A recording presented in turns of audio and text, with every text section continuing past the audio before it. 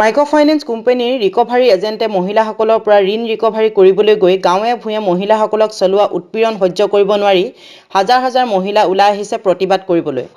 Microfinance কোম্পানীক চৰকাৰে নাকি লগাব নোৱাৰাৰ বাবে 5 ফেব্ৰুৱাৰীত উজনি অসমৰ বিভিন্ন ঠাইত দণ্ডাধীশৰ ওচৰত মাইক্ৰ'ফাইনেন্স কোম্পানীৰ পৰা উৎপীড়িত হোৱা হাজাৰ হাজাৰ মহিলাই ইচ্ছামৃত্যু অনুমতি বিচাৰি স্মাৰক পত্ৰ প্ৰদান কৰে যদিও অদ্য পৰিমিত চৰকাৰে একো মতামত নিদিয়াত ক্ষোভত দুগুণে জ্বলি উঠিছে ভুক্তভোগী মহিলাসকল।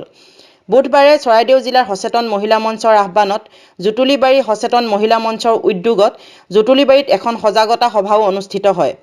জুটুলিবাৰীৰ সচেতন মহিলা মঞ্চৰ সম্পাদিকা জ্যোতি বৰাই আধৰা সজাগতা সভাখনত বিশিষ্ট অতিথি হিচাপে অংশগ্ৰহণ কৰি ডিব্ৰুগড় জিলাৰ সচেতন মহিলা মঞ্চৰ সভানেত্ৰী অনুপমা ফুকন, সম্পাদিকা মিতালী বৰুৱা, সহকাৰী সম্পাদিকা নিৰু বৰা আলী, সাংগঠনিক সম্পাদিকা পিংকি চেতিয়া, চৰাইদেউ জিলা মামৰা আঞ্চলিক সচেতন মহিলা মঞ্চৰ সভানেত্ৰী ৰূপালী চাংমাই, উপসভানেত্ৰী পূৰ্ণিমা মেছ চুতীয়া আৰু সদৌ অসম আদিবাসী ছাত্ৰ সন্থাৰ কেন্দ্ৰীয় সমিতিৰ উপসভাপতি ৰুস্তম কুজুৰ, আচাৰ ডিব্ৰুগড় জিলা সমিতিৰ মদন বাঘৱাৰ আদিয়ে মাইক্ৰ'ফাইনেন্স কোম্পানীৰ শোষণৰ বিৰুদ্ধে বক্তব্য দাঙি ধৰে। আচাৰ কেন্দ্ৰীয় সমিতিৰ উপসভাপতি ৰুস্তম কুজুৰে মহিলাসকলক মাইক্ৰ'ফাইনেন্স কোম্পানীৰ পৰা ঋণ নল'বলৈ আহ্বান জনোৱাৰ লগতে দৰিদ্ৰ মহিলাসকলক চৰম শোষণ কৰি থকা মাইক্ৰ'ফাইনেন্স কোম্পানীক ঋণ ঘূৰাই নিদিবলৈ অনুৰোধ কৰে। প্ৰয়োজন হ'লে নাকি লগাব নোৱাৰা সকলো শোষিত মহিলা একত্ৰিত হৈ চৰকাৰৰ বিৰুদ্ধে থিয় দিবলৈ সাজু থাকিবলৈ কয়। সভানেত্ৰী অনুপমা ফুকনে কয়, মাইক্ৰ'ফাইনেন্স কোম্পানীসমূহে হিতাধিকাৰীগৰাকীয়ে ঋণ ঘূৰাই দিব পৰাকৈ সামৰ্থ্যৱান হয় নহয় নাচায়, কেৱল হিতাধিকাৰী মহিলাগৰাকী দেখিবলৈ ধুনীয়া হ'লেই 4-5টাকৈ ঋণ দি দিয়ে, যাৰ ফলত মহিলাসকলে উপায়হীন হৈ মৃত্যু সাৱটি ল'বলগীয়া হৈছে। তাৰোপৰি বৃদ্ধা পেঞ্চনপ্ৰাপ্ত মহিলাক ঋণ দি শেষত কোম্পানীটো এজেণ্টে ঋণ ৰিকভাৰীৰ নামত উৎপীড়ন চলাই বৃদ্ধা মহিলাগৰাকীকো আত্মহত্যাৰ পথ বাছি ল'বলৈ বাধ্য কৰাইছে। এনে কাৰ্যৰ বিৰুদ্ধে ভুক্তভোগী মহিলাসকল একত্ৰিত হৈছে আৰু মাইক্ৰ'ফাইনেন্স কোম্পানীক ঋণ ঘূৰাই নিদিয়া সিদ্ধান্ত লৈছে।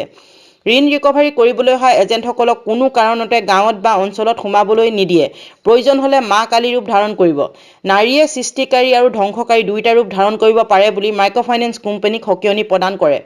আজি সজাগতা সভাত মহিলাসকলে মাইক্ৰ'ফাইনেন্স কোম্পানীক ঋণ ঘূৰাই নিদিয়া সংকল্প লয়। জুটুলিবাৰী সচেতন মহিলা মঞ্চৰ সভানেত্ৰী পপী বৰাই শলাগৰ শৰাই আগবঢ়ায়।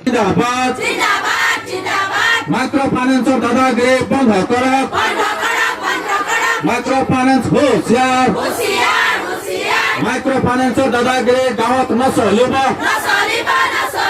মাইক্ৰ'ফাইনেন্সৰ দাদাগিৰি গাঁৱে ভূঞে বন্ধ কৰক, মাইক্ৰ'ফাইনেন্স হুঁচিয়াৰ, মাইক্ৰ'ফাইনেন্স হুঁচিয়াৰ, মহিলা সমিতি জিন্দাবাদ, মাইক্ৰ'ফাইনেন্স হুঁচিয়াৰ।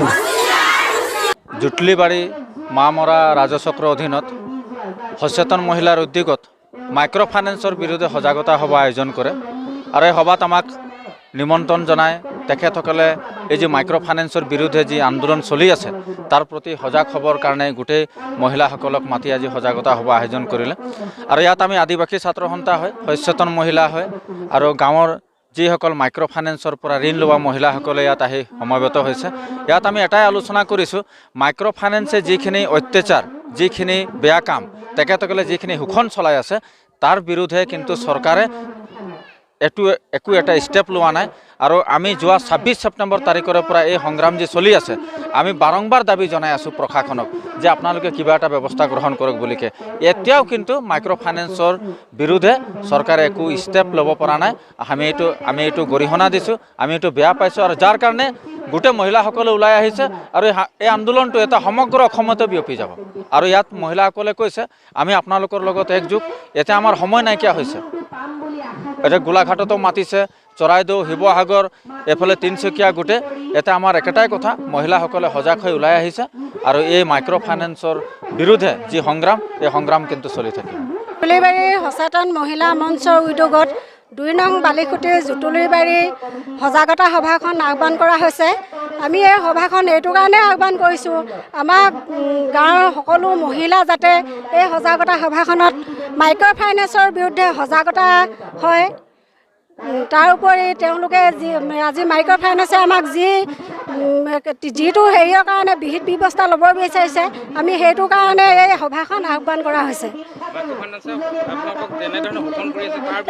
তাৰ বিৰুদ্ধে মাইক্ৰ' ফাইনেন্সে আমাৰ জনসাধাৰণক যি ধৰণে গাঁৱলীয়া মহিলাক শোষণ কৰিছে সেইটো কাৰণে এই সজাগতা সভাখন আহ্বান কৰা হৈছে। টুটলিবাৰী গাঁৱৰ মোৰ নাম শ্ৰীমতী পপী বৰা।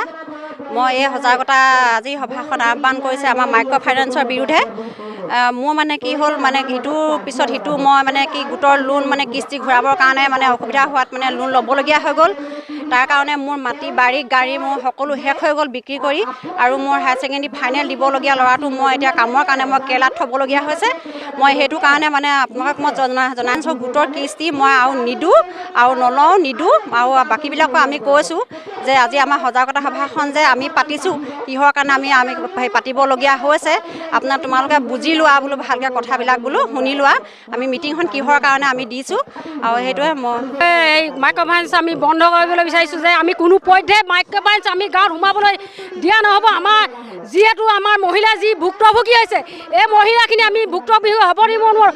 আমাৰ নিজে কাষতে একদম ওচৰৰ মহিলা দুগৰাকী ল'ৰা ছোৱালী মতা সন্তান এৰি অন্য ঠাইলৈ গুচি গৈছে। সেই মাইকী মহিলাই গৈ সেই কেৰেলা বেগেনাই কাম কৰি গোটৰ পইচা ধাৰ মাৰিবলগীয়া হৈছে। সেইকাৰণে আমি ভাবিছোঁ কোনোদিন এই মাইক্ৰ' ফাইনেন্সত আমি গাঁৱত সোমাবলৈ দিয়া নহ'ব, আৰু এনেকুৱা মাইক্ৰ' ফাইনেন্স তেওঁলোকক আমি এই গাঁৱৰ পৰা উৎখান কৰিব লাগিব। যিহেতু মাইক্ৰ' ফাইনেন্সে আমাৰ ল'ৰা ছোৱালী ইতিমধ্যে মতা মাইকী লগত কাজিয়া লাগিছে, নিজৰ বাই ভনীৰ লগত কাজিয়া কৰিছে। তেওঁলোকে কয় ঘৰতে চিনাকি লোককে মাইক্ৰ' ফাইনেন্সৰ গোট ল'বলৈ কয়, কিন্তু আমি নিজৰ ভিতৰতে আমি নিজেই বিবাদ হৈছোঁ। সেইকাৰণে আমি ভাবিছোঁ কোনোদিন আমি এই মাইক্ৰ' ফাইনেন্স আমি গাঁৱত সোমাবলৈ নিদিওঁ।